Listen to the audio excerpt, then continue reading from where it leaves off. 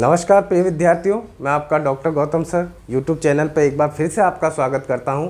और हम जो आज नई एक प्रश्नों की सीरीज लेके आए हैं, ये प्रश्नों की सीरीज भी मोस्ट है और इसमें जो चुनिंदा प्रश्न हैं वो कई परीक्षाओं में पूछे गए हैं। जैसा कि आपको पता है कि प्रश्न कई परीक्षाओं में बार बार पूछे जाते हैं। देखिए, सामग्री तो वही होती है, अब जो पूछने वाला जो परीक्षा प्रश्न पत्र जब बनता है तो वो उसी प्रश्न को पूछेगा जो इम्पोर्टेंसी रखता है।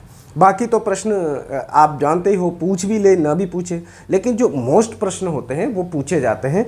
तो आपके जो परीक्षाएं हैं उनमें ये प्रश्न कई बार पूछे गए हैं, कई विभिन्न राज्यों की परीक्षाओं में ये प्रश्न आए हैं। और जो सिलेक्शन वाला विद्यार्थी होता है, आपको पता होगा कि जो सिलेक्शन वाला विद्यार्थी होता है वो इन प्रश्नों को अच्छे से तैयार कर लेता है, अच्छे से कवर कर लेता है। यानी कि जिस व्यक्ति का सिलेक्शन हुआ है उसको ये प्रश्न आने ही है, क्योंकि ये प्रश्न इतने हल्के नहीं हैं कि इनको छोड़ा जाए या इनके बिना भी आप परीक्षा पास कर लें।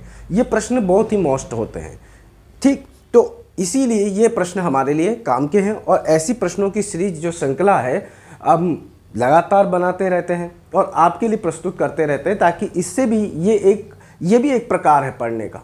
आप जब पढ़ते हो ना, तो पढ़ने का एक प्रकार प्रश्नों के माध्यम से भी पढ़ना है। प्रश्नों के आंसर पढ़िए और उसके साथ छोटी मोटी डिटेल जो वो है, जो ऑप्शन में दिए हुए अन्य उदाहरण हैं, उनके माध्यम से भी आप कर सकते हो।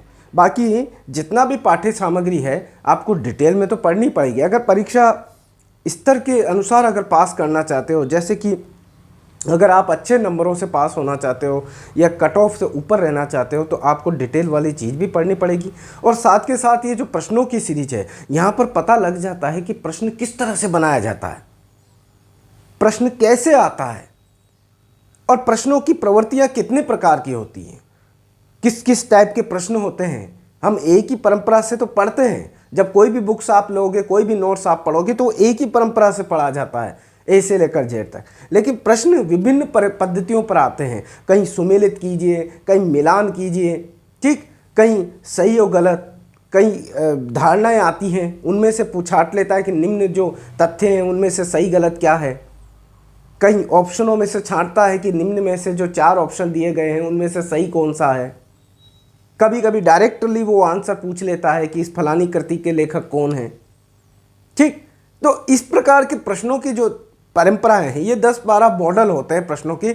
यूजीसी नेट में भी सर्वाधिक देखने को मिलते हैं और कई भर्ती परीक्षाएं जो अपने अपने इस मॉडल को रहती है। हालांकि छोटी जो भर्ती परीक्षाएं होती हैं, जो थोड़ा जिनका स्तर नीचे होता है, उनमें सीधे सीधे ही प्रश्न पूछे जाते हैं और हार्ड तरीके के प्रश्न नहीं आते। कहीं तो कोटेशन पर प्रश्न आते हैं, कहीं परिभाषाओं पर प्रश्न आते हैं कि निम्न में से परिभाषा किसकी। अब आपको अगर पढ़ना है और नंबर लेना है तो सारी जितनी भी परिभाषाएं हैं वो याद रखनी पड़ेंगी, कथन याद रखने पड़ेंगे। तो ये प्रश्न जो हमने मोस्ट लिए हैं, ये आपके उन सारे के सारे जितनी भी संभावनाएं हैं उनको एक स्तर देते हैं। अर्थात ऐसे प्रश्नों से आपका कौशल निखरता है। इन प्रश्नों को आप सॉल्व करोगे, मैं पहले प्रश्न बोलूँगा, फिर आप अपने मन में आंसर इसे पढ़ोगे, फिर उसके बाद आंसर दोगे, तो आपने जितना पढ़ा है वो सामने आ जाएगा। तो ये एक छोटा सा टेस्ट मान लीजिए या छोटी सी एक परीक्षा भी इसे मानकर चलें, ठीक है। तो चलते हैं अपने प्रश्न की ओर और देखते हैं जितनी भी भर्ती परीक्षाएं हैं उनमें पूछे गए हैं। तो यहाँ पर हमारा जो प्रश्न है, क्या प्रश्न है कि हिंदी शब्द सागर संपादित ग्रंथ है।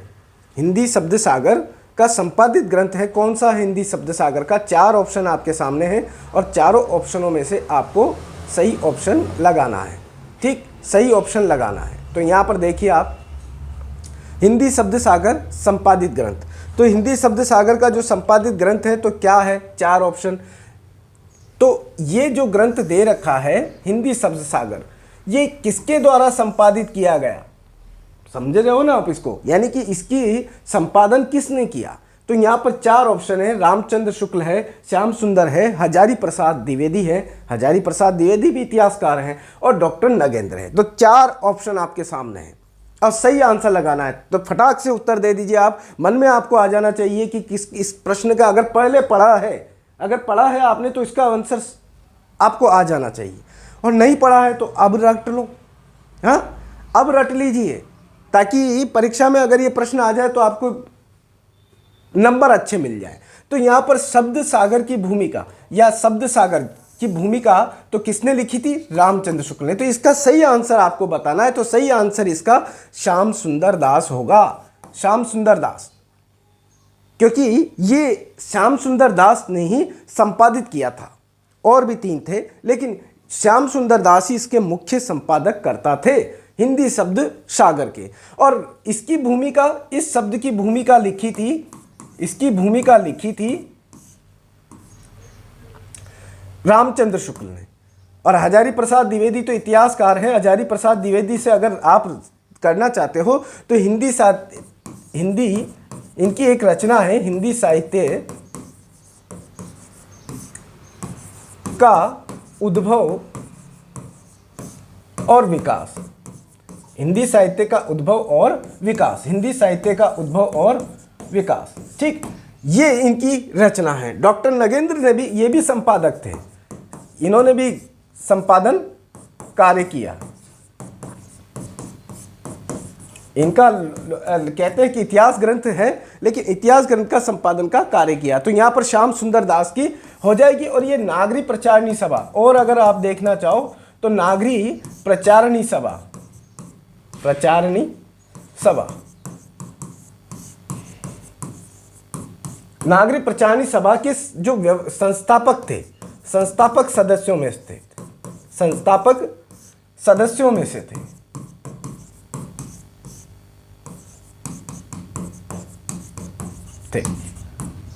ठीक, तो ये प्रश्न हमारा सोल्व हो गया। और हिंदी शब्द सागर संपादित ग्रंथ है, तो हमारा आंसर क्या हो जाएगा? श्याम सुंदर दास, श्याम सुंदर दास हमारा आंसर हो जाएगा। ठीक, आगे चलते हैं और प्रश्न देखते हैं। देखिए अगला प्रश्न हमारे लिए,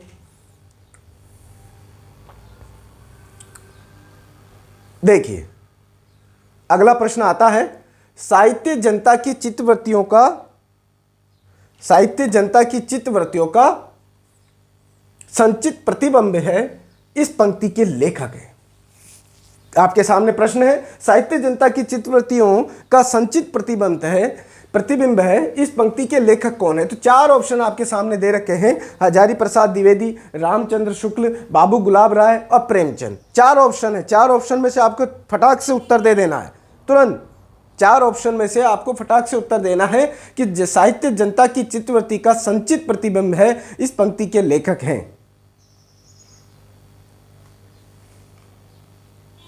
तुरंत। अब देखिए यहाँ पर इसके जो आंसर होगा वो आपने लगा लिया होगा कि ये कोटेशन किसने दिया था। तो ये कोटेशन दिया था हमारा रामचंद्र शुक्ल ने।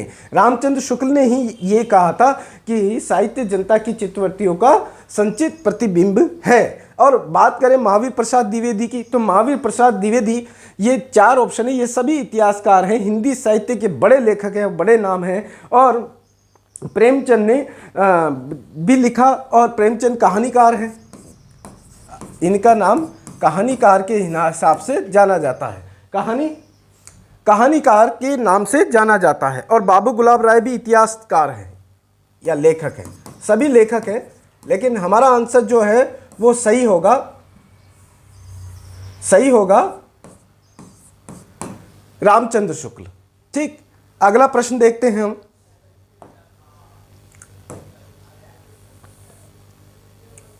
अगला प्रश्न है हमारे सामने, हिंदी शब्दानुशासन के लेखक हैं। आपके सामने प्रश्न है, हिंदी शब्दानुशासन के लेखक हैं। तो 4 ऑप्शन भी हैं, हिंदी शब्दानुशासन के लेखक आपको बताने हैं, और 4 ऑप्शन में से एक ऑप्शन आपको छांट लेना है। ठीक, तो यहाँ 4 ऑप्शन है, हेमचंद है, कामता प्रसाद गुरु है, धीरेन्द्र वर्मा है, किशोरी लाल वाजपेयी हैं। 4 ऑप्शन है और चारों ऑप्शनों में से आपको सही आंसर छांट लेना है। तो हिंदी शब्दानुशासन के लेखक हैं,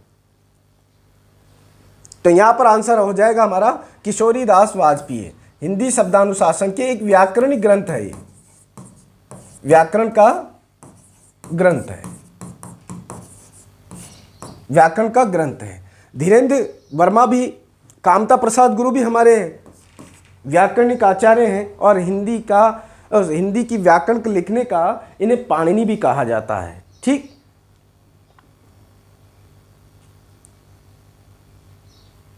ठीक, तो ये हमारा आंसर हो गया। और इसके बाद चलते हैं, हेमचंद्र ने शब्दानुशासन लिखा। देखिए अगर इनकी डिटेल रखें तो हेमचंद्र की जो रचना है, हिंदी शब्दानुशासन के लेखक तो किशोरीदास वाजपेयी लगा ही दिया। अब हेमचंद्र की बात करें तो हेमचंद्र की प्रसिद्ध कृति का जो नाम है हेमचंद्र शब्दानुशासन, हेमचंद्र शब्दानुशासन। ठीक, तो हेमचंद्र शब्दानुशासन है इनकी रचना, प्रसिद्ध कृति है इनकी। और बात करें धीरेन्द्र शास्त्री की तो ब्रज भाषा व्याकरण, धीरेन्द्र वर्मा ने ब्रज भाषा व्याकरण लिखा।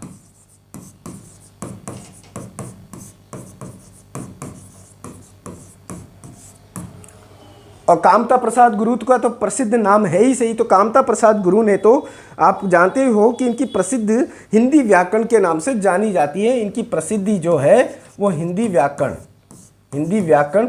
ग्रंथ है, ग्रंथ। तो यही हमारा इसका पूरा क्लासिफिकेशन कर दिया कि किशोरीदास वाजपेयी तो किसके हैं, हिंदी शब्दानुशासन के। और हेमचंद्र ने क्या लिखा, हेमचंद्र शब्दानुशासन ये रचना लिखी। और कामता प्रसाद ने हिंदी व्याकरण ग्रंथ लिखा। और धीरेन्द्र वर्मा का जो प्रसिद्धि का आधार है वो ब्रजभाषा व्याकरण है, और ब्रजभाषा व्याकरण भी इन्होंने लिखा। आगे चलते हैं और प्रश्न देखते हैं।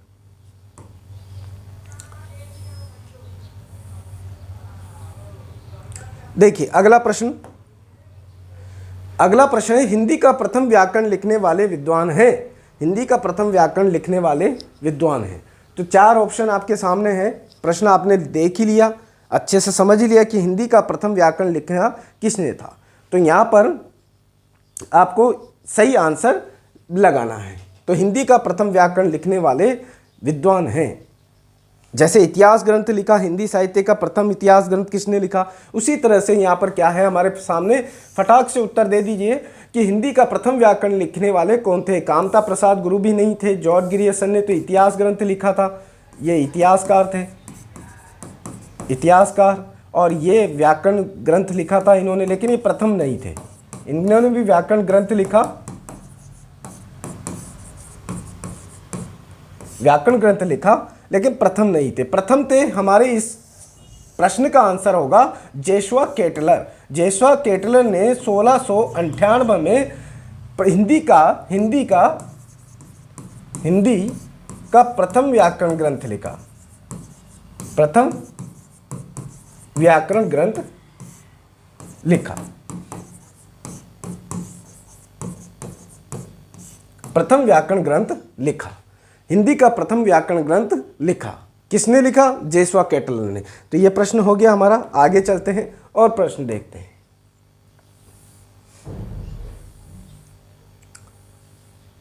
देखिए अगला प्रश्न, पुरानी हिंदी ग्रंथ के लेखक हैं। देखिए पुरानी हिंदी ग्रंथ के लेखक हैं, बहुत सिंपल सा प्रश्न है, ज़्यादा नहीं है, लेकिन कई बार पूछा गया है और आता भी रहता है ये बार बार कि प्रश्न जिससे संबंधित है वो बहुत फेमस है और उन पे से प्रश्न आते हैं।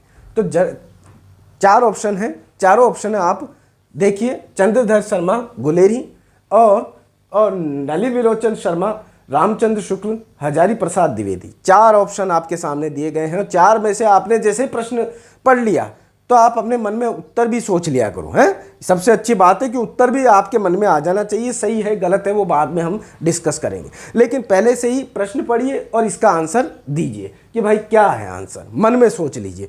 ठीक, अब मन में आपने सोच लिया, तो अब चलते हैं हम अपने प्रश्न की ओर। तो पुरानी हिंदी ग्रंथ के लेखक हैं, तो सबसे पहले हिंदी की जो प्रथम अवस्था थी उसको हिंदी को पहली पुरानी हिंदी कहने वाले कौन थे, वो भी चंद्रधर शर्मा गुलेरी थे। और पुरानी हिंदी के लेखक भी चंद्रधर शर्मा गुलेरी हैं। तो आंसर हमारा यही राइट हो जाएगा। और 3 और नाम हैं, नलिन विलोचन शर्मा, रामचंद्र शुक्ल, हजारी प्रसाद द्विवेदी। तो ये तीनों नाम ये भी इतिहासकार रहे हैं। तीनों के तीनों क्या हैं, इतिहासकार हैं।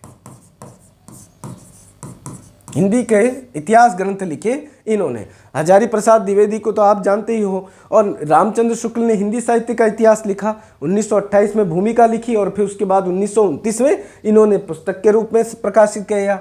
और नलिन विलोचन शर्मा, जो नलिन विलोचन शर्मा हैं, उन्होंने भी अपना इतिहास ग्रंथ लिखा है, हिंदी साहित्य का इतिहास दर्शन। जब बार बार लिखाने की जरूरत नहीं है, आप समझ ही गए होंगे। और चंद्रधर शर्मा ने पुरानी हिंदी कहा है, अपभ्रंश को ही पुरानी हिंदी कहा। अगले प्रश्न को देखते हैं, आगे चलते हैं।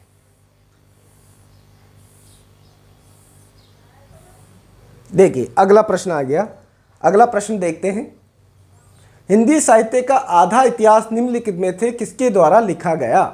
हिंदी साहित्य का आधा इतिहास निम्नलिखित में से किसके द्वारा लिखा गया?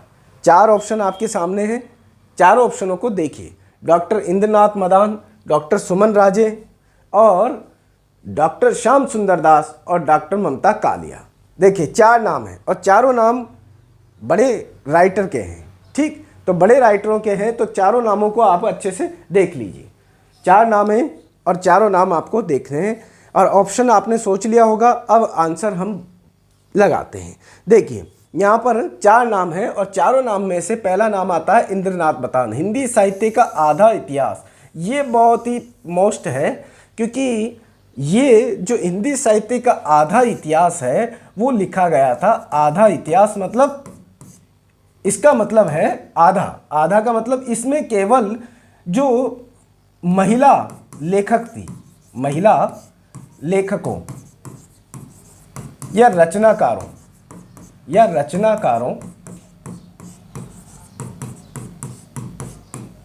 को ही शामिल किया गया। महिला लेखकों या रचनाकारों को ही शामिल किया गया।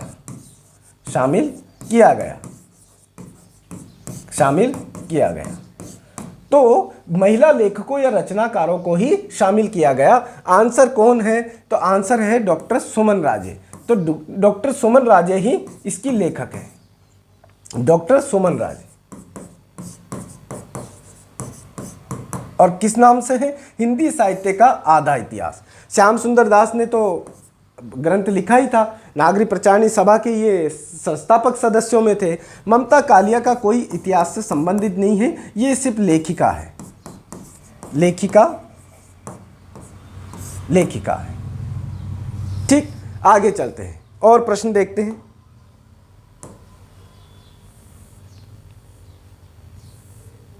अगला प्रश्न है हमारे लिए,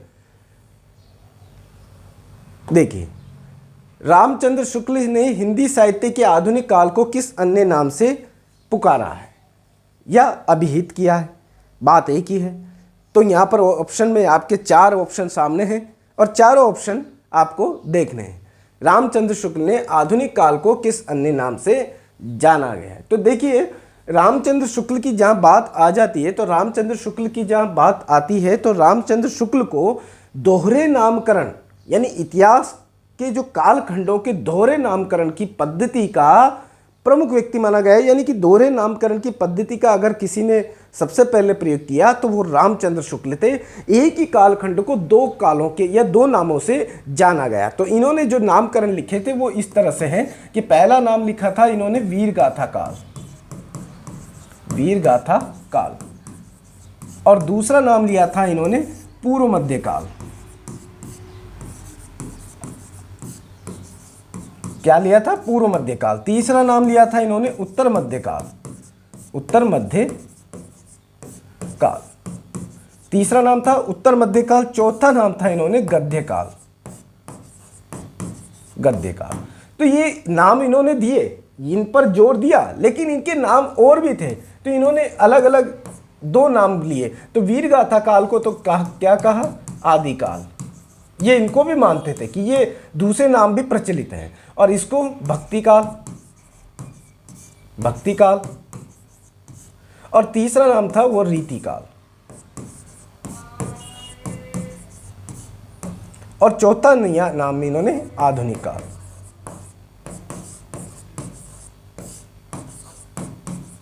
तो ये दोहरे नामकरण की पद्धति थी। इसे दोहरे नामकरण की पद्धति कहते हैं कि एक ही कालखंड के दो नामकरण उन्होंने किए। तो यहाँ पर जो रामचंद्र शुक्ल का जो हिंदी साहित्य का आधुनिक काल था उसे गद्य काल के नाम से किया, क्योंकि आधुनिक काल को क्या कहा है इन्होंने? गद्य काल। ये देखिए आधुनिक काल को इन्होंने क्या कहा है? गद्य काल कहा है। तो यहाँ पर गद्य काल हमारा ऑप्शन भी दे रखा है, यानी कि आधुनिक काल को गद्य काल कहा है। तो ऑप्शन कौन सा हो जाएगा? बी वाला हमारा हो जाएगा। बाकी ये उत्थान काल है, ये तो उन्होंने अपने पुस्तक में दिए हैं। आगे चलते हैं और प्रश्न देखते हैं।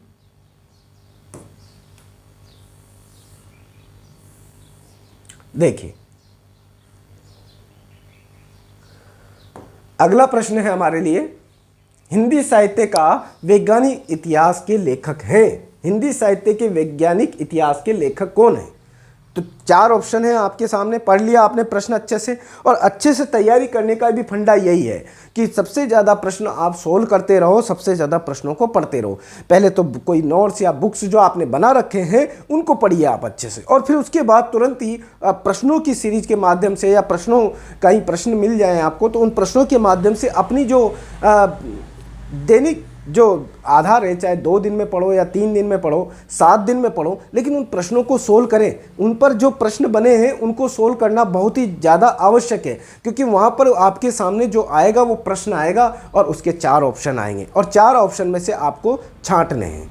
तो अगर आपका अभ्यास अच्छा हो जाएगा तो जो आपने पढ़ा है वो स्थापित रहेगा, स्थिर रहेगा बुद्धि में। ठीक, आगे चलते हैं। हिंदी साहित्य का वैज्ञानिक इतिहास के लेखक कौन है? सबसे इंपॉर्टेंट प्रश्न, और कोई इधर उधर ताक झांक करने की जरूरत नहीं है। हिंदी साहित्य के वैज्ञानिक इतिहास, ये हमारा 6 नंबर का या 7वें नंबर का मोस्टली इतिहास ग्रंथ है। हम जब इतिहासकार पढ़ते हैं, इतिहासकारों की रचनाएं पढ़ते हैं तो उनमें ये 7वें नंबर का है। जैसे पहले गार सादा तासी हो गया, शिव सिंह सरोज हो गया, उसके बाद मिश्रू बंधु आ गए, या जॉर्ज गिरियसन का आ गया द वर्नाकुलर लिटरेचर ऑफ हिंदुस्तानी। तो ऐसे ये जो इतिहास ग्रंथों का क्रम है, हिंदी साहित्य का इतिहास आ गया रामचंद्र शुक्ल का, इनसे पहले महेश दत्त का हिंदी साहित्य आ गया, और भाषा काव्य, और इसी प्रकार से एक क्रम जो चलता है सन के हिसाब से, उनमें से इनका भी एक बड़ा योगदान है। हिंदी साहित्य का वैज्ञानिक इतिहास के जो रचनाकार हैं वो कौन है? गणपति चंद्र गुप्त हैं। कौन है? गणपति चंद्र गुप्त। इसका आंसर यही है। ब्रजरत्न दास, श्री कृष्णलाल और दयानंद श्रीवास्तव का कोई इनसे संबंध नहीं है। आगे चलते हैं और ऑप्शन देख लेते हैं और अगले प्रश्न देखते हैं।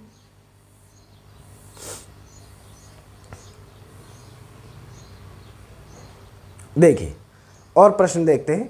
अधिकांश साहित्य इतिहासकारों के अनुसार हिंदी के प्रथम कवि हैं। अब देखो प्रथम कवि, हिंदी का प्रथम कवि। अब देखिए डायरेक्ट अगर पूछा जाए तो हिंदी के प्रथम कवि कौन है, सीधा प्रश्न हो गया ना। लेकिन अब अगर इसको घुमा फिरा के आपको अटका के पूछेगा, यानी कि जो आपने अगर पढ़ा नहीं है या हल्के से भी पढ़ा है तो आप इसमें गलती कर जाओगे। और अगर प्रश्न को सीधे तरीके से पूछा जाए तो यहाँ से पूछ सकते हो हिंदी के प्रथम कवि कौन है साहब, तुरंत बता दोगे हिंदी के प्रथम कवि, तो हम हिंदी के प्रथम कवि बता देंगे। लेकिन अगर यहाँ पर पूछा जाए, ये हमें भटकाने के लिए लाइनें लिखी जाती हैं, ये शब्द हमें भटकाने के लिए लिखे जाते हैं कि अधिकांश साहित्य इतिहासकारों के अनुसार हिंदी के प्रथम कवि हैं। इस प्रकार से प्रश्न बना दिया जाएगा। इसीलिए तो बार बार कहना है कि प्रश्नों की सीरीज को पढ़िए, प्रश्नों को जो बुक्स में प्रश्न हो उनको जरूर सोल्व कीजिए ताकि हमारे कॉन्सेप्ट क्लियर ही हो जाए। अब देखिए अधिकांश साहित्यकारों के अनुसार हिंदी के प्रथम कवि कौन है? कबीर हैं, कबीर भी नहीं है, सूरदास भी नहीं है और विद्यापति भी नहीं है। ये सब बाद के हैं। अगर पहला अधिकांश जो सर्वमान्य मत है, सर्वमान्य मत सरपाद का है। सरपाद, ठीक, सरपाद का है। यही हिंदी के क्या है? हिंदी के प्रथम कवि, हिंदी के प्रथम कवि माने गए, हिंदी के प्रथम कवि माने जाते, हिंदी के प्रथम कवि माने जाते हैं। और बात करें तो सरपाद को किसने माना? तो राहुल सांकृत्यायन ने, राहुल सांकृत्यायन ने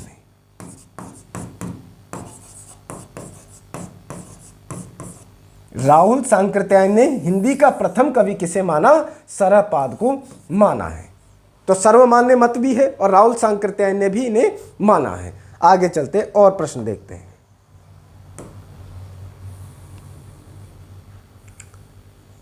अगला प्रश्न हमारे लिए,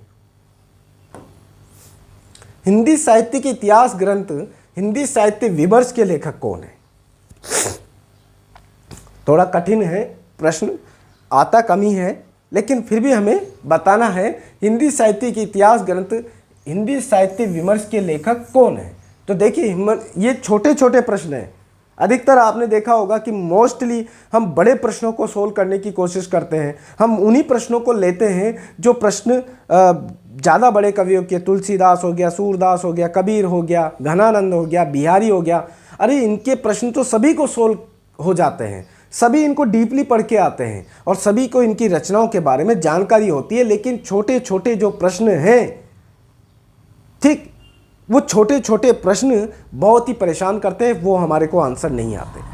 और आपको पता ही होगा कि प्रश्न पत्र सबसे ज़्यादा अंकों वाला बनता है कि जिसके सबसे ज़्यादा अंक आएंगे वही परीक्षा में सफल घोषित होगा। कट ऑफ से जाती है कोई, ये हमारी स्कूल वाली परीक्षाएं तो है नहीं।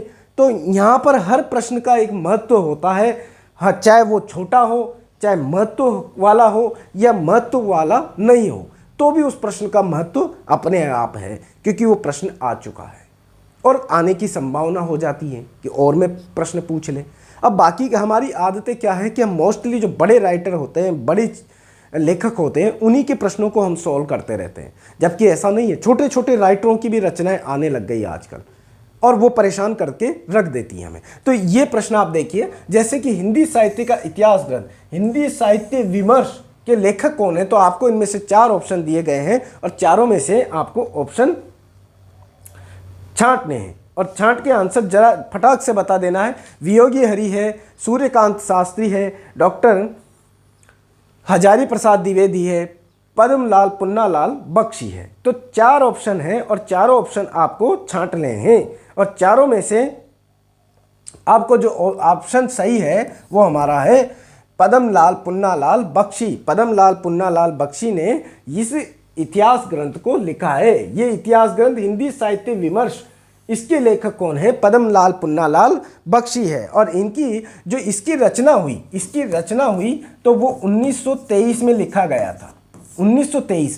1923 में इतिहास ग्रंथ लिख दिया गया था। और इनकी एक रचना और है जो इन्होंने अलग अलग लिखी, विश्व साहित्य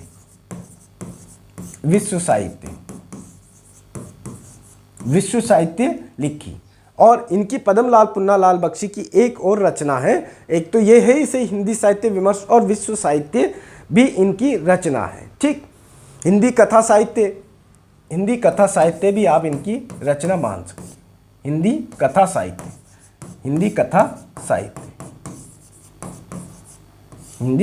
साहित्य ये रचना है। और इनका अगर एक कोटेशन भी बहुत फेमस है, कोटेशन की अगर बात करी जाए तो कोटेशन क्या है, और वो बहुत ही इंपॉर्टेंट है। इनके अनुसार कि ये क्या कहते हैं, कृतिकार के अनुसार हर पाठक आलोचक होता है।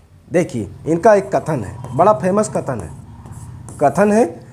कृतिकार के अनुसार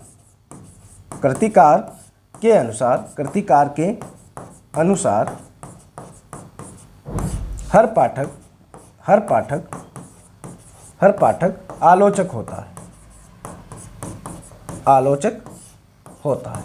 कृतिकार के अनुसार हर पाठक आलोचक होता है। इनका कथन है, कृतिकार के अनुसार हर पाठक आलोचक होता है और पाठक ही साहित्य को उच्च स्तर प्रदान करता है। और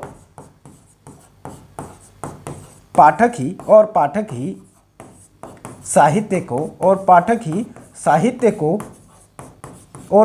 साहित्य को उच्च स्तर प्रदान करता है।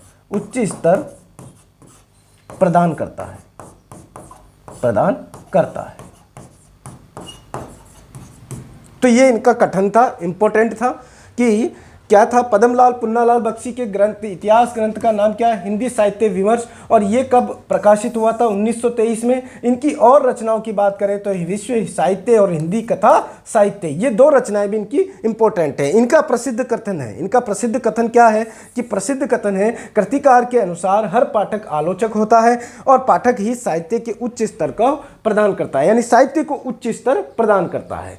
तो ये प्रश्न हो गया हमारा सॉल्व। आगे चलते हैं और प्रश्न देखते हैं।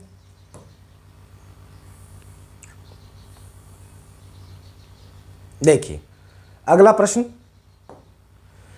आदिकाल को बीज वपन काल नाम किसने दिया? आदिकाल को बीज वपन नाम किसने दिया? फटाक से उत्तर दो। ये पहले भी पढ़ा चुका हूं और आपको आना भी चाहिए, बहुत फेमस भी है कि आएगा ये प्रश्न। ऐसा नहीं है कि ऐसे प्रश्न हम ले रहे हैं जो आने वाले ही नहीं हैं, कहीं ना कहीं परीक्षाओं में पूछे गए हैं और बहुत सी परीक्षाओं में आ भी चुके हैं और आने की संभावना भी है। तो यहाँ पर दे रखा है बीज वपन काल, आदिकाल को बीज वपन काल नाम किसने दिया? तो चार ऑप्शन है आपके सामने, विश्वनाथ प्रसाद मिश्र देखिए, और रामचंद्र शुक्ल, महावीर प्रसाद द्विवेदी और भागीरथ मिश्र। तो ये चारों में से आपको छांटना है कि आदिकाल को बीज वपन काल नाम किसने कहा था। ठीक, तो यहाँ पर विश्वनाथ प्रसाद मिश्र, रामचंद्र शुक्ल, महावीर प्रसाद। तो आंसर तो इस प्रश्न का हमारा क्या है? महावीर प्रसाद द्विवेदी। महावीर प्रसाद द्विवेदी ने आदिकाल को क्या कहा था? बीज वपन काल कहा था। आदिकाल को बीज वपन काल कहने वाले कौन थे? महावीर प्रसाद द्विवेदी थे। विश्वनाथ प्रसाद मिश्र ने क्या कहा और रामचंद्र शुक्ल ने क्या कहा और भागीरथ मिश्र ने क्या कहा? तो विश्वनाथ प्रसाद मिश्र ने आदिकाल को प्रारंभिक काल का, आदिकाल को बीज वपन काल नाम महावीर प्रसाद द्विवेदी ने, रामचंद्र शुक्ल ने वीर गाथा, बार बार मैं पढ़ा चुका हूं, वीर गाथा काल, वीर गाथा काल भी कह सकते हो, आदिकाल भी कह सकते हो। ठीक, महावीर प्रसाद द्विवेदी ने उनका नाम बीज वपन काल, बीज वपन काल। ठीक, भागीरथ मिश्र ने और बाकी के लोगों ने वही नाम स्वीकार किया जो है। बाकी के और भी हैं कि आदिकाल को बात करें और भी तो चारण काल गिरियर्सन ने कहा, चारण काल डॉक्टर गिरियर्सन।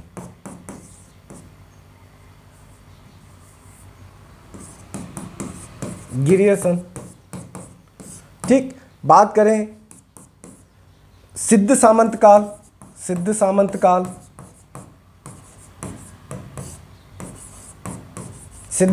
काल किसने कहा? राहुल सांकृत्यायन ने। तो ऐसे कई नाम पहले भी हो सकते हैं, राहुल सांकृत्यायन। ठीक, आगे चलते हैं और प्रश्न देखते हैं। अगला प्रश्न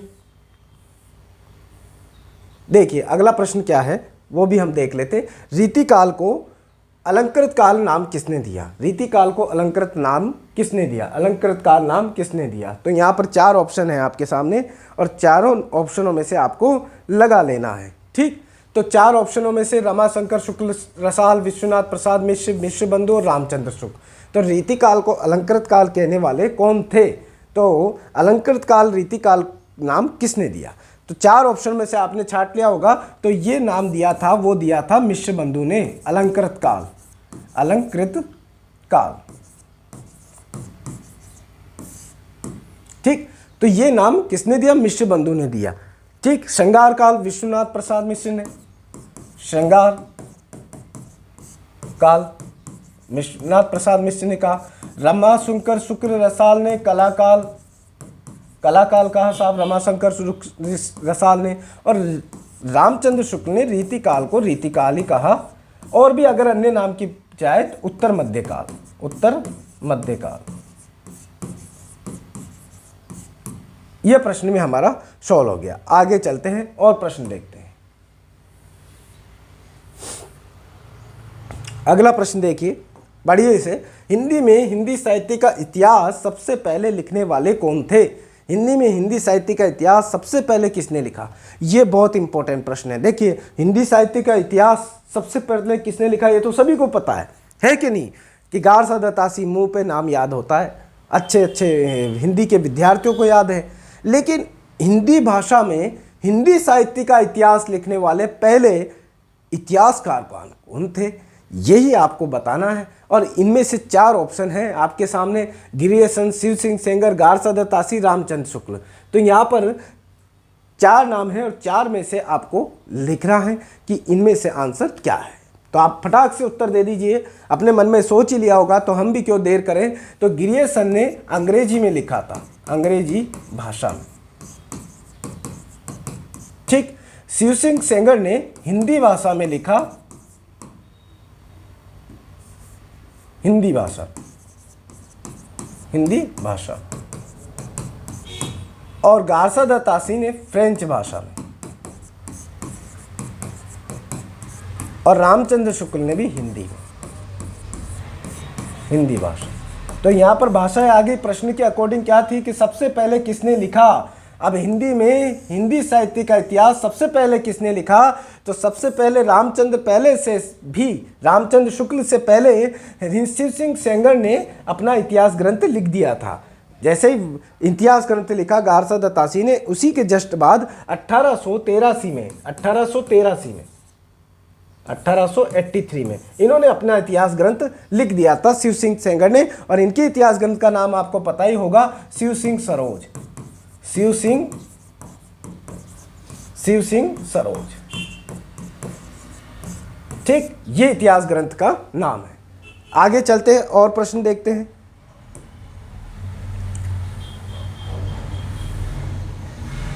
देखिए,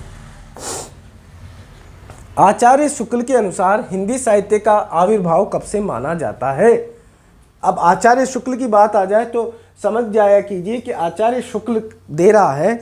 अब आचार्य शुक्ल अगर वहाँ पर दे रखा है तो प्राकृत से, संस्कृत से, प्राकृत की अंतिम अवस्था अपभ्रंश से या पाली से। तो हिंदी भाषा का जो उद्भव विकास हुआ या हिंदी भाषा की जो शुरुआत हुई इतिहास ग्रंथ की, तो इतिहास की कब से हुई, यानी हिंदी साहित्य का जो आविर्भाव हुआ, ये ध्यान रखिए, कहाँ से माना जाता है, प्राकृत से, संस्कृत से, प्राकृत की अंतिम अवस्था से, ठीक, या पाली से। तो यहाँ पर आपको सटीक आंसर होता है प्राकृत की अंतिम अवस्था से। प्राकृत की अंतिम अवस्था को ही इन्होंने हिंदी साहित्य का आविर्भाव माना है। यही ऑप्शन हमारा सही हो जाएगा। आगे चलते हैं और प्रश्न देखते हैं। देखिए, छोटे छोटे प्रश्न होते हैं लेकिन हमें सोल्व करने हैं और हमें आने भी चाहिए, ठीक। आगे चलते हैं। इसमें से काशी नागरी प्रचारणी सभा के संस्थापक कौन नहीं है। देखिए, संस्थापकों में से बात की जाए तो कौन संस्थापक नहीं है। 4 ऑप्शन आपके सामने हैं, बाबू श्याम सुंदर दास, ठाकुर शिव कुमार सिंह, राम नारायण मिश्र और रामचंद्र शुक्ल। तो 4 ऑप्शन आपके सामने दे रखे हैं और चारों ऑप्शनों में से आपको सही ऑप्शन छांट लेना है। अभी तक आपने छांट लिया होगा कि ये संस्थापक सदस्य थे, ये भी संस्थापक सदस्य थे, संस्थापक सदस्य थे, और ये भी थे ठाकुर शिव कुमार सिंह और राम नारायण मिश्र भी थे। और रामचंद्र शुक्ल जो थे वो इसके संस्थापक सदस्य नहीं थे। तो यहाँ पर पूछ रहा है कौन नहीं है, तो कौन नहीं है, रामचंद्र शुक्ल। यही ऑप्शन हमारा राइट हो जाएगा। काशी नागरी प्रचारणी सभा के जो संस्थापक सदस्य थे उनमें से कौन नहीं थे, रामचंद्र शुक्ल, क्योंकि रामचंद्र शुक्ल उसके बाद आए थे। तो ये भी आपका ऑप्शन सही हो गया। और इसकी, हाँ, ये ऑप्शन आपका सही हो गया। और भी अगर बात करी जाए तो स्थापना कब हुई थी काशी नागरी प्रचारणी सभा की स्थापना? 1893 में हुई थी। और राधा कृष्ण दास इसके अध्यक्ष थे, अध्यक्ष थे। और कहाँ पर हुई थी ये भी पता होगा आपको कि स्थान कहाँ पर हुई थी, तो काशी में, जिसे हम बनारस कहते हैं या वाराणसी कहते हैं, काशी या बनारस, ठीक। आगे चलते हैं और प्रश्न देखते हैं। अगला प्रश्न देखिए,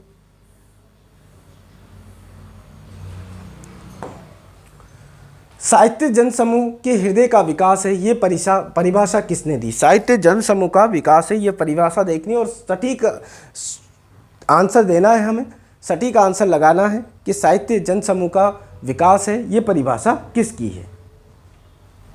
4 ऑप्शन आपके सामने हैं, भारतेंदु हरिश्चंद्र, महावीर प्रसाद द्विवेदी, बालकृष्ण भट्ट। तो यहाँ पर जो और हजारी प्रसाद द्विवेदी, तो ये जो परिभाषा है वो बालकृष्ण भट्ट की है और सीधा सटीक आंसर लगाइए। भारतेंदु हरिश्चंद्र के नाम से एक कालखंड का नाम भी हमारे हैं और गद्य का आविर्भाव या माने जाए कि गद्य का विकास इन्होंने किया भारतेंदु हरिश्चंद्र के युग से माना जाता है। और महावीर प्रसाद द्विवेदी का भी नाम कालखंड के रूप में लिया जाता है, कालखंड के रूप में, और इनका भी नाम कालखंड के रूप में लिया जाता है। युग है ना भाई, भारतेंदु हरिश्चंद्र युग, द्विवेदी युग, इन्हीं के नामकरण है। हजारी प्रसाद द्विवेदी तो सिर्फ इतिहासकार थे, इतिहासकार थे। आगे प्रश्न चलते हैं, अगला प्रश्न देखते हैं। और देखिए अगला प्रश्न है, हिंदी साहित्य के अतीत के लेखक कौन है। ये बढ़िया सुंदर प्रश्न है, हिंदी साहित्य के अतीत के लेखक कौन है। तो 4 मैंने कहा था कि मुख्य रूप से जो इतिहास ग्रंथ हैं उन्हीं पर से प्रश्न नहीं आए थे।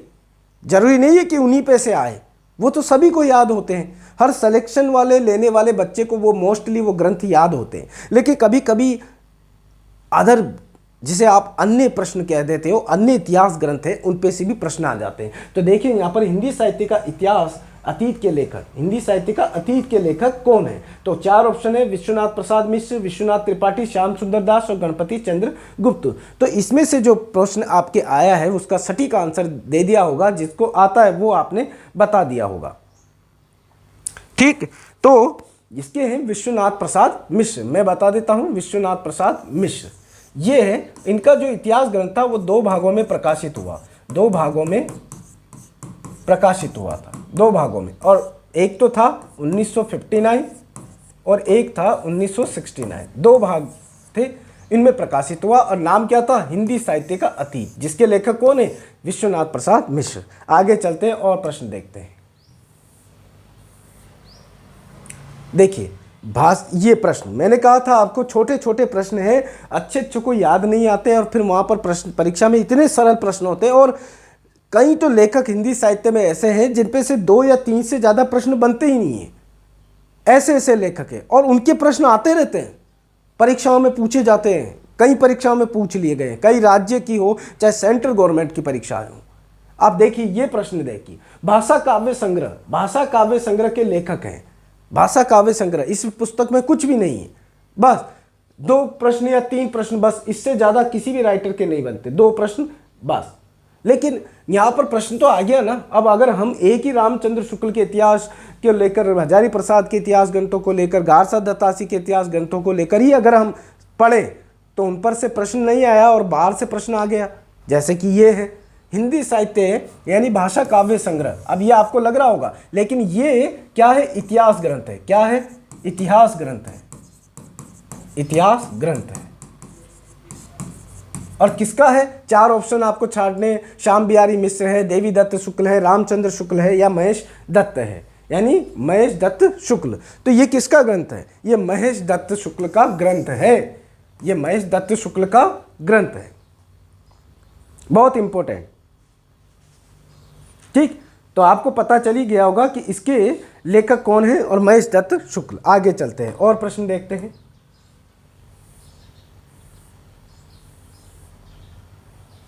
अगला प्रश्न आता है हमारे सामने, देखिए किस लेखक के इतिहास ग्रंथ में सर्वप्रथम हिंदी साहित्य का काल विभाजन यानी कि काल विभाजन मिलता है। तो काल विभाजन सबसे पहले किस इतिहास ग्रंथकार ने किया, यानी जो इतिहासकार था उसने सबसे पहले काल विभाजन किसने किया। बहुत सरल प्रश्न है, सभी लोग, एक जो पढ़ने वाले विद्यार्थी हैं उनको यह आ चुका होगा। तो कौन ने किया, कौन सा था जिसने काल विभाजन किया, सबसे पहले काल विभाजन करने वाले विद्वान कौन थे अपने इतिहास ग्रंथ में।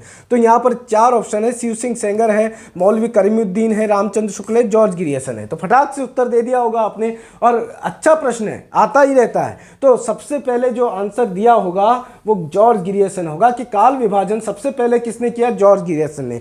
जॉर्ज ग्रियर्सन ने ही अपने इतिहास ग्रंथ को द वर्नाक्युलर लिटरेचर ऑफ हिंदुस्तानी, यानी कि इस इतिहास ग्रंथ को अपने 11 काल खंडों में बांटा, यानी कि जो पुस्तक बनाई उसमें 11 अध्याय थे और 11 अध्यायों का नामकरण इन्होंने किया। ये सटीक तो नहीं था, ये तो प्रवृत्ति के आधार पर नहीं था, ये तो सिर्फ अध्यायों के नाम मात्र था, ऐसा रामचंद्र शुक्ल ने भी कहा है। और युग प्रवृत्ति के अनुसार भी नहीं था, प्रवृत्ति के अनुसार था बस, कि जैसे कि एक फंडा चला रखा है कि इसमें ये शामिल होगी, उस सामग्री के अनुसार ही इन्होंने अपने अध्यायों के नाम कर दिए थे। जो शुरू होते हैं वो चारण काल से लेकर फिर 15वीं शताब्दी का पुनर्जागरण, फिर उसके बाद जायसी की प्रेम कविता आदि काल, फिर मुगल दरबार, फिर तुलसीदास और तुलसीदास के अन्य प्रवृत्ति करें, विक्टोरिया महारानी का शासनकाल, ठीक। तो ऐसे इन्होंने नाम लिख दिए। तो जॉर्ज ग्रेसन इस आंसर का सही होगा। आगे चलते हैं और प्रश्न देखते हैं। अच्छा, ये प्रश्न देखिए, हिंदी साहित्य के प्रथम काल वीर काल किसने कहा? प्रथम काल खंड को वीर काल किसने कहा? ये सबसे इंपॉर्टेंट प्रश्न है, आते रहते हैं ऐसे प्रश्न भी। तो 4 ऑप्शन है, मिश्र बंधु थे, राहुल सांकृत्यायन थे, विश्वनाथ प्रसाद मिश्र थे या राजकुमार शर्मा थे। तो राजकुमार वर्मा तो कोई इतिहास ग्रंथ इनका खास है ही नहीं और लिखा ही नहीं, ठीक। लेकिन मिश्र बंधु ने भी लिखा था, लेकिन उन्होंने वीर काल नहीं कहा था। वीर काल किसने कहा? तो ऑप्शन हमारे सामने है, विश्वनाथ प्रसाद मिश्र ने हिंदी साहित्य के प्रथम काल खंड को वीर काल कहा था। और मिश्र बंधु ने क्या कहा? प्रारंभिक काल। क्या कहा मिश्र बंधु ने? प्रारंभिक काल कहा, ठीक। राहुल सांकृत्यायन ने सिद्ध सामंत काल कहा। और ये तो थे ही नहीं, विश्वनाथ प्रसाद ने वीर काल कहा। आगे चलते और प्रश्न देखते हैं। देखिए, तो ये प्रश्नों की सीरीज चल रही है हमारी, और आपको अगर ये वीडियो पसंद आए तो लाइक जरूर करें, शेयर जरूर करें। 100% आपको लाइक भी करना है और शेयर भी करना है। हमारी भी मेहनत लगती है, आपने देखा है तो उसका भी आपकी भी मेहनत लगी होगी। तो आपको बस छोटा सा लाइक करने में कुछ नहीं जाता, बस लाइक कर दिया करो, और अगर ज़्यादा ही पसंद हो तो वीडियो को शेयर भी कर दिया करो, ताकि ये वो प्रश्न हैं जो आपकी बहुत हेल्प करने वाले हैं, सहायता करने वाले हैं। ज़्यादा कुछ न पढ़ो तो कम से कम यही पढ़ लो कि ये प्रश्न जो आ रहे हैं इसी में काम चल जाएगा। अगर आप ज़्यादा नहीं पढ़ना चाहते कि भाई अभी परीक्षा है ही नहीं, परीक्षाएं आ नहीं रही हैं, या आप वैकेंसी का इंतज़ार कर रहे हो, आपने पढ़ भी लिया है कि भाई हम पुस्तक पढ़ते पढ़ते बोर हो चुके हैं, तो उससे अच्छा है कि आप इन प्रश्नों की जो सीरीज है ना, इसी को देख लिया करो। इससे देखने से क्या होता है कि हमारा जो कॉन्सेप्ट होता है वो स्थायी मजबूत हो जाता है। एक ही प्रश्न कई सारे तथ्यों को सही कर देता है और स्थापित करता है। तो ये प्रश्न बहुत इंपॉर्टेंट है, ठीक। आगे चलते हैं। अमीर खुसरो का पूरा नाम क्या था? देखिए, अमीर खुसरो का पूरा नाम आपको लिखना है। तो अमीर खुसरो का पूरा नाम, तो 4 ऑप्शन है, अब्दुल खालिक खुसरो, अब्दुल रईस खुसरो, अब्दुल फजल खुसरो, अब्दुल हसन यमुनुद्दीन खुसरो। तो 4 ऑप्शनों में से जो सर्वाधिक आंसर है हमारा वो यही है, और इसी के अनुसार इनका कहते हैं कि अमीर खुसरो हिंदी यानी कि खड़ी बोली, यानी कि आप कहोगे खड़ी बोली के प्रथम कवि हैं, खड़ी बोली के प्रथम कवि हैं, या प्रथम कवि या प्रथम लेखक मान सकते हो, कवि हैं। इनके जो गुरु थे वो थे निजामुद्दीन ओलिया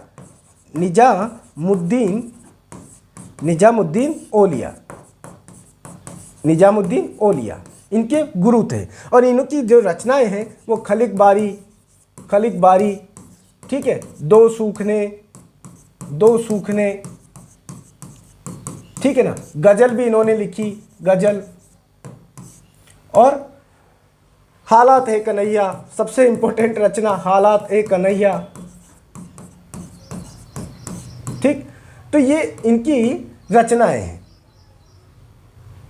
तो ये अब्दुल हसन यमुनुद्दीन खुसरो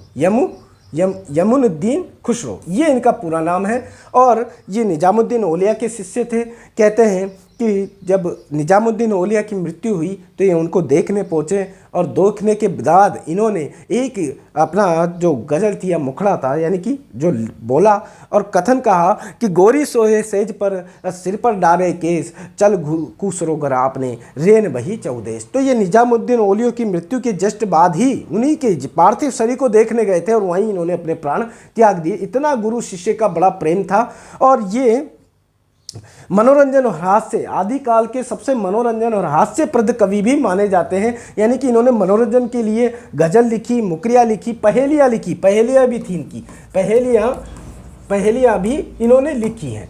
तो ये उस समय के फेमस थे। आगे चलते और प्रश्न देखते हैं।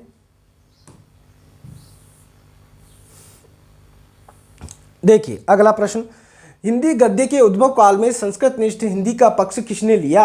ये प्रश्न इंपॉर्टेंट है और ये प्रश्न आपको बहुत ही टफ से टफ सब एग्जामों में मिल सकता है। यानी कि जब सरल प्रश्न आते हैं तो उन्हें तो हर कोई सोल्व कर लेता है, लेकिन जब कठिन प्रश्न आता है तो उसे सोल्व अच्छे की बस की बात नहीं होती। जो जिसने डीपली पढ़ा है, जिसने अच्छे से तैयारी की है, वही इन प्रश्नों को सोल्व कर पाता है। बाकी तुक्के तो आप जानते ही हो, तुक्के लगाने में तो क्या है, लेकिन तुक्का सही नहीं होता। तुक्के से अच्छा है कि आपको भर्ती परीक्षाएं हैं, नौकरी का सवाल है, आजीविका का सवाल है, तो हम तुक्के पर आश्रित न रहें और अच्छे से तैयारी करें। तो ये प्रश्न देखिए, हिंदी गद्य के उद्भव काल में संस्कृत निष्ठ हिंदी का पक्ष किसने लिया था? तो यहाँ पर ऑप्शन है राजा शिव प्रताप सितारे हिंद, ईश्वरचंद विद्यासागर, गंगा प्रसाद शुक्ल और राजा लक्ष्मण सिंह। तो संस्कृत निष्ठ हिंदी, उस टाइम पे कई प्रकार की हिंदियाँ थी। उर्दू निष्ठ हिंदी भी थी, संस्कृत निष्ठ हिंदी भी थी, और खड़ी बोली हिंदी भी थी, और अवहट्ट हिंदी थी, प्राकृत भाषा की हिंदी भी थी। तो यहाँ पर इतनी सारी चीज़ें आपके सामने दे रखी हैं, और उस हिंदी में से सिर्फ संस्कृत निष्ठ हिंदी का पक्ष लेने वाले कौन से विद्वान थे? तो वो विद्वान थे, यहाँ पर आपको दे रखा है राजा लक्ष्मण सिंह। राजा लक्ष्मण सिंह ऑप्शन हमारा सही होगा। यही थे वो विद्वान जिन्होंने हिंदी के संस्कृत निष्ठ का पक्ष लिया था कि हमारी हिंदी जो भाषा है वो संस्कृत निष्ठ होनी चाहिए, और इस प्रश्न का आंसर होगा राजा लक्ष्मण सिंह। ठीक, तो यहाँ तक हमारा प्रश्न हो गए, और अगला प्रश्न देखते हैं। इतिहास लेखन की सबसे प्राचीन पद्धति है, इतिहास लेखन की सबसे प्राचीन पद्धति कौन सी है? तो ये देखिए, आप चार ऑप्शन आपके सामने हैं, विधेयवादी पद्धति, वर्णानुक्रम पद्धति, समाजशास्त्रीय पद्धति या कालानुक्रम पद्धति। तो यहाँ पर आपको अच्छे से पता होगा कि जो हमारा हिंदी साहित्य का इतिहास लिखा गया था वो किस पर था? वर्णानुक्रम पद्धति पर आधारित था। गारसा दत्तासी ने और शिव सिंह सरोज यानी कि जो शिव सिंह सेंगर थे, उन्होंने अपने इतिहास ग्रंथों को वर्णानुक्रम पद्धति पर ही लिखा था।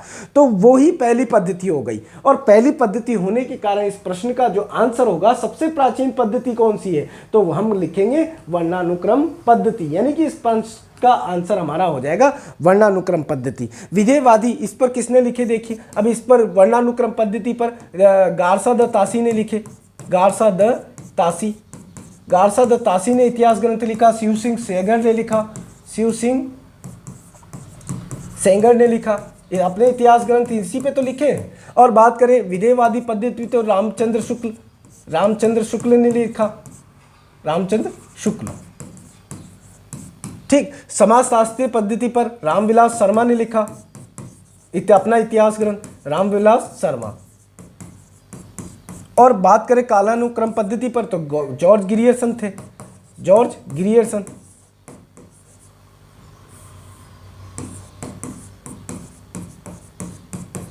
जॉर्ज ग्रियर्सन ने लिखा। तो ये ग्रंथ अपनी अपनी पद्धतियों के अनुसार सही है और अपनी अपनी पद्धतियों के अनुसार लिखे गए हैं। ठीक, आगे चलते हैं और प्रश्न देख लेते हैं।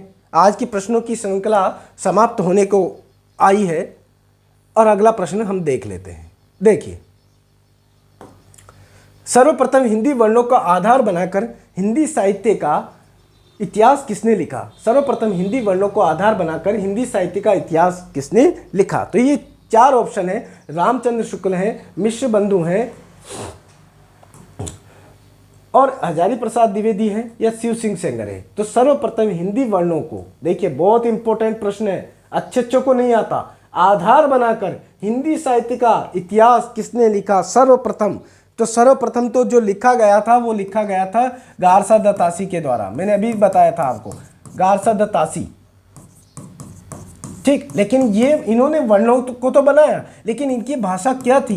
फ्रेंच थी। और हिंदी यहाँ पर पूछा है, हिंदी के वर्णों को आधार बनाया, तो हिंदी के वर्णों को आधार बनाने वाले थे वो थे शिव सिंह सेंगर। हिंदी के वर्णों को आधार बनाया, हिंदी के वर्णों को आधार बनाया, हिंदी के वर्णों को आधार बनाया, आधार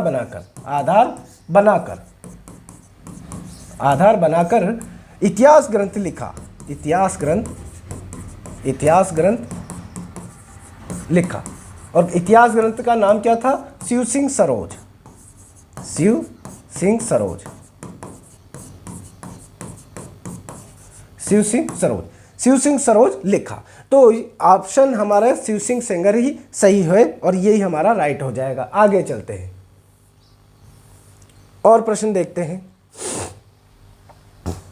देखिए अगला प्रश्न आपके लिए, हिंदी साहित्य का वृहद इतिहास कितने कालखंडों में प्रकाशित हुआ? तो ये तो सीधा सरल प्रश्न है। ये जो लिखा गया है वृहद इतिहास, ये नागरी प्रचारणी सभा, नागरी प्रचारणी सभा काशी द्वारा प्रकाशित है, काशी द्वारा प्रकाशित है। ठीक है, इसके लेखक की बात करें तो लेखक में कई सारे लेखक हैं। लेखक सभी का सहयोग है, सभी का सहयोग, कई सारे लेखकों का एक सभी का सहयोग है। ठीक, और कितने खंडों में प्रकाशित हुआ? तो ये हम आंसर दे देते हैं, 16 खंडों में प्रकाशित हुआ, 16 खंडों में प्रकाशित हुआ। जब ये लिखा गया था और कहाँ नागरी प्रचारणी सभा काशी है और इसके लेखक कोई एक लेखक नहीं है, 100 से भी ज़्यादा लेखकों का इसमें योगदान रहा है।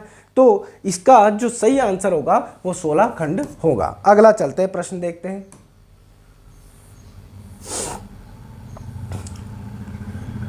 देखिए अगला प्रश्न, गणपति चंद्र गुप्त ने अपने इतिहास ग्रंथ में किस परंपरा का अनुसरण नहीं किया?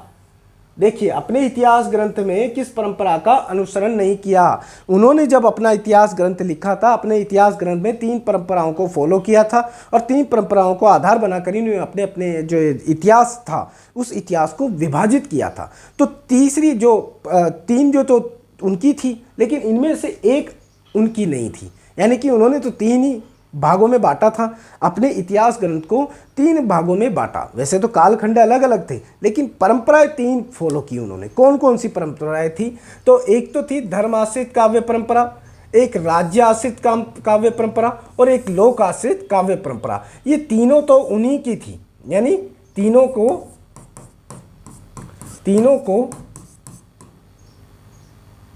का अनुसरण किया, तीनों का अनुसरण किया, तीनों का अनुसरण किया। और किसका अनुसरण नहीं किया? प्राचीन काव्य परंपरा का। ये कोई प्राचीन काव्य परंपरा उन्होंने ली नहीं, तीनों पर ही है। तो उनके अनुसार जो इतिहास ग्रंथ की सामग्री ली, उन्होंने धर्म आश्रित काव्य परंपरा में बांटा, राज्य आश्रित काव्य परंपरा जिसमें कि आप जानते हो रीति काव्य हो गया और चारण काव्य हो गया, और ये धर्म आश्रित यानी कि धर्म जो रासो साहित्य था, जो धर्म पर जैन धर्म के या सिद्धनाथ जो भी हम काल विभाजित करते हैं उसमें तो धर्म आश्रित काव्य आ गया, राज्य आश्रित में रीति काव्य आ गया, श्रृंगार परंपरा आ गई, और युद्ध जो भूमि थी उसकी जो रचनाएं थी वो आ गई, लोकाश्रित में कहानियाँ आ गई, जो लोक पर आश्रित थी, प्रेम गाथाएँ थी। ठीक है, भक्ति काल की वो प्रेम गाथाएँ या प्रेम काव्य भी इसके अंतर्गत समाहित हो गया। तो ये हमारी आज की जो प्रश्न श्रृंखला थी ये यहाँ तक ही समाप्त होती है, और आगे भी और प्रश्न हम लाते रहेंगे। आपको वीडियो अच्छे से देखना है, समझना है, और लाइक जरूर करें आप इसको, है ना। ऐसे नहीं कि यूँ आलस में रहते हो आप, आलस में नहीं रहना। परीक्षा कभी भी आ सकती है, कोई इसकी सूचना नहीं है। सिलेबस क्या होगा वो भी अभी किसी को पता नहीं है। कोर्स लेने से भी बचें, कोई बुक्स खरीदने से भी बचें, अन्यथा आपको बहकाने के लिए पूरा ज़माना है। लेकिन आपको अपने कंटेंट पे जोर देना है कि हम क्या चीज़ें, हिंदी साहित्य का इतिहास हो गया, कुछ व्याकरण के टॉपिक हो गए, वो लगभग सेम होते हैं, लेकिन हिंदी साहित्य का इतिहास, और ये हमेशा हर परीक्षा में कम हल्का या ज़्यादा हो सकता है, लेकिन इसी में से प्रश्न आते हैं। तो हमारी जो प्रश्नों की श्रृंखला चल रही है, इस वीडियो को आप निश्चित देखें, और पसंद आया हो तो लाइक ज़रूर करें और शेयर भी करें अपने दोस्तों मित्रों को, क्योंकि यहाँ पर ही वो सामग्री है, वो मंच है जहाँ पर क्लासें निःशुल्क दी जाती हैं आपको। सेट की जो परीक्षा है चल रही है, अभी जो सेट है एग्ज़ाम है, या आने वाले समय में जो भी नेट का यूजीसी नेट का जो एग्ज़ाम होगा उसमें भी आपको ये प्रश्न बहुत ही सहायता प्रदान करेंगे। तो इन प्रश्नों को देखते रहें। तो मिलते हैं, आपको एक तो लाइक करना है, और अगर YouTube चैनल पर पहली बार आए हो तो इस चैनल को सब्सक्राइब जरूर करें, बेल आइकन को दबा लें, क्योंकि हिंदी से जुड़ी हुई जितनी भी भर्ती परीक्षाएं हैं वो आपके लिए ये बहुत ही योगदान करेगी क्लासें। यहाँ पर हम रोज पाठ्य सामग्री आपके लिए निश्चित रूप से उपलब्ध कराते रहते हैं। तो मिलते हैं अगली क्लास में, दीजिए इजाज़त, नमस्कार।